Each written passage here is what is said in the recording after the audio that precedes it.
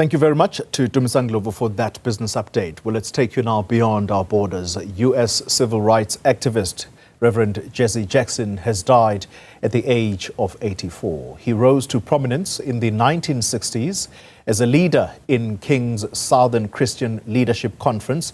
Jackson fought for the rights of Black Americans and other minorities alongside his mentor, Martin Luther King Jr., and was twice received the Democratic presidential nomination. He ultimately fell short of becoming the first Black major party nominee. For the latest now, we are joined by our U.S. correspondent, Simon Marks, who talks to us from Washington this evening. Simon, good evening to you. This is a man who's been described as a servant leader, a voice of the voiceless. How is America remembering Reverend Jesse Jackson?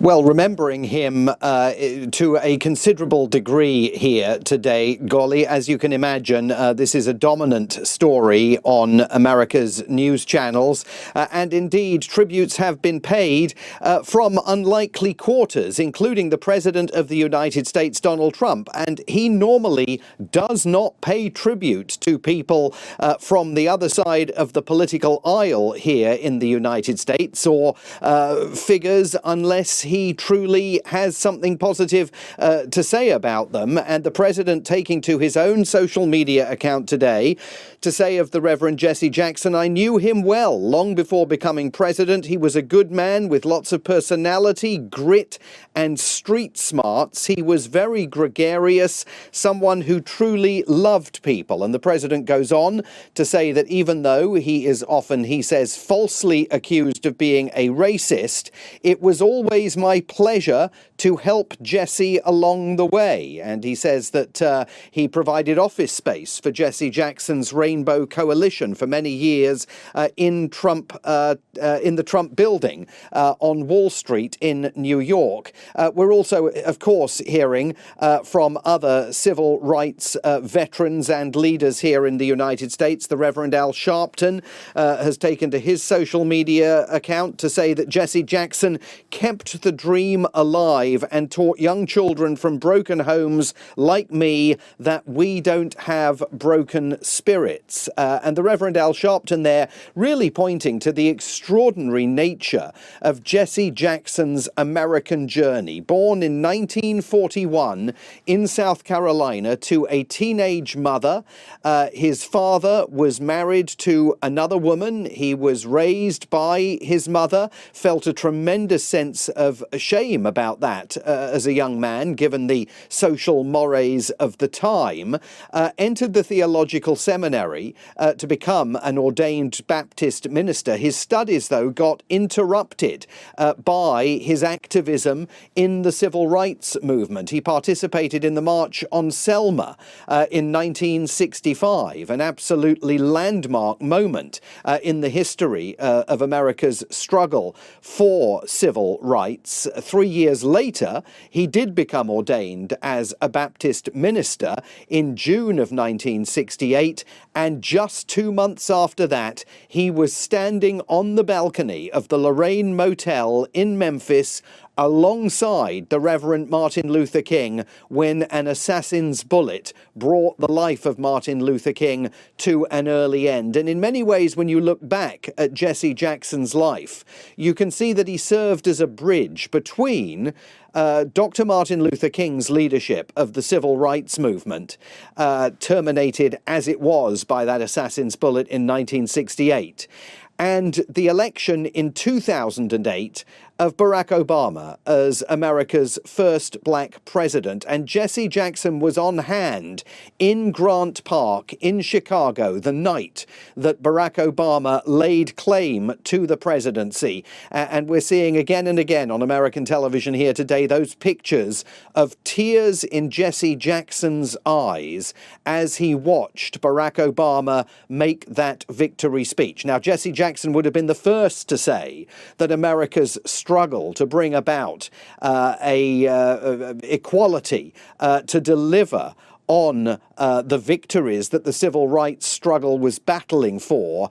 is very much unfinished business, particularly at this very moment in American history, which is something that Al Sharpton was talking about just within the last hour in a press conference that he gave, arising from Jesse Jackson's death, and making the point that there is so much more work that still needs to be done, and that Jesse Jackson would have been the first to acknowledge that.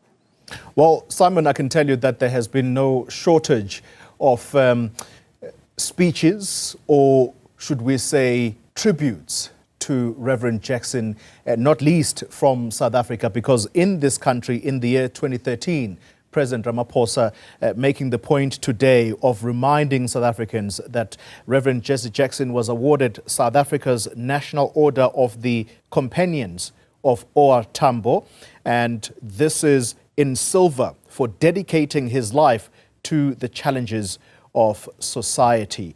And here is the quote I'd like to extrapolate from President Ramaphosa. He says, Rev Jackson's irrepressible campaigns against apartheid and his support for the liberation struggle was a towering contribution to the global anti-apartheid cause. How do you think he is going to be remembered the world over for his humanitarian causes? Well, I think there's no question whatsoever that Jesse Jackson was the most pivotal figure in terms of battling the apartheid movement, particularly after, of course, the assassination of another figure here in the United States, Senator Robert F. Kennedy, also cut down by an assassin's bullet. And so it fell to the Reverend Jackson in 1979 to make his first historic visit to South Africa in the immediate aftermath of the death of Steve Biko. He never gave up fighting for an end to the apartheid era. Indeed, in 1984, when Jesse Jackson launched his first failed mission for the presidency, he made it clear to Americans that he was putting a change in policy towards South Africa front and center on his foreign policy agenda. He stood foursquare opposed to the position that was taken by Ronald Reagan's administration, which failed directly to confront the apartheid authorities. And Jesse Jackson suggested that Ronald Reagan was essentially supportive of apartheid by failing to take a more direct, controversial viewpoint, contradictory viewpoint to the South African government. Back in 1979, remember, when Jesse Jackson made his first visit to South Africa, in the UK, Margaret Thatcher was just taking charge, and she was arguing that the possibility of black majority rule in South Africa was cloud cuckoo land. So Jesse Jackson sought to push back against those viewpoints of both the Reagan and Thatcher administrations. He was rejected by Democrats in 1984 as being too left-wing, too young, too much of a risk. I mean, very similar to the conversations that